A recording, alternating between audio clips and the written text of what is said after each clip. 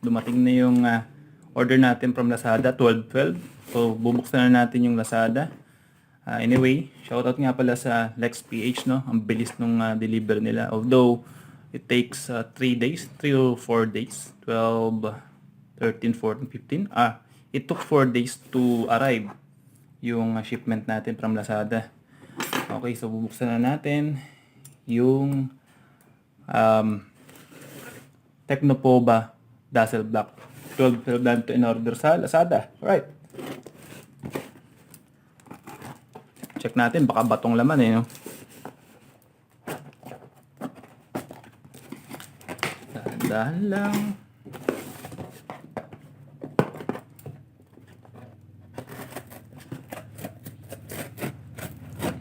So, yun. Palas na natin yung box.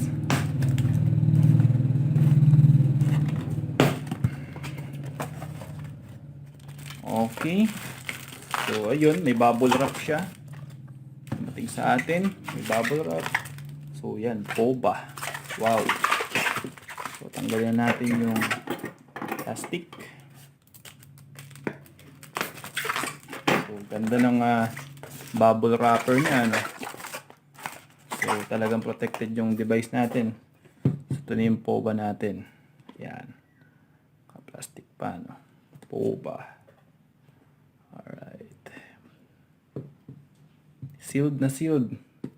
Although yung box niya, no, kanina may UP. Ito, meron din konti. So, sana hindi na lang na UP yung laman, yung device natin. So, open na natin. So, 664. Ang bigat niya. Ang bigat nitong Tecno Pova. So, try natin buksan na.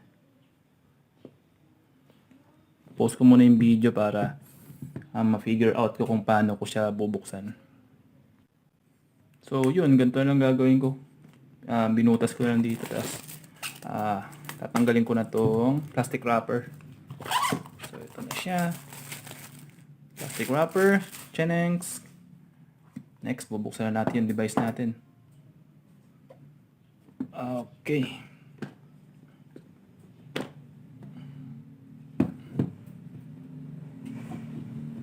Wow. Ito pala, no? Meron pa siyang extra seal para hindi natin basta-basta mailabas yung device. Anyway,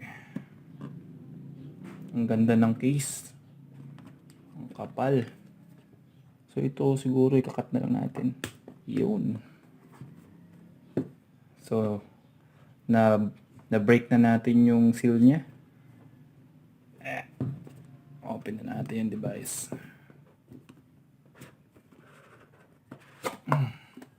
Wow! Ito na siya, guys. So, Pova. Sige, anong laman? Okay. So, seal. May plastic cover yung likod. So, Dazzle Black to, no? 12.12. Ayan siya. Okay yung unit. Try natin mamaya, pero check mo natin laman. Kung anong content ng box natin. Okay, walang laman. Possible. Tempered glass to. Tempered glass ba? Okay, tempered glass nga. As usual, warranty.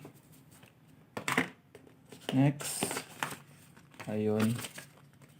Yung warranty card natin. At maganda nga, no? Meron siyang silicone case. Wow. The best. Sulit na sulit talaga. 6,500 lang yung Pova. Pero ganun. Kompleto halos, no? Meron siyang USB. Okay. So, katulad nung nasa description niya, USB Type B. Hindi pa rin siya upgraded ng Type C. Pero okay lang yun. Meron siyang pre-headphone. Goods. And the charger. Ito yung charger niya. Check natin kung ilang ampere nito. So, output niya ay 2 ampere. So katulad din nung charger natin ng Realme. Okay.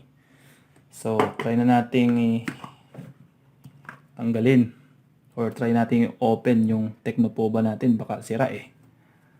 So ito yung last part, then yung review natin ng mga gaming application and other application to test the specification or the specs para makita natin kung gaano kaganda yung performance ng Pova dun sa next video natin. So ito yung last part. Open natin. Wow! Pero parang natanggal ng dati. Kinabit lang ulit. So on natin. Hanapin natin yung power button. So possible ito. Hold lang natin. Wow!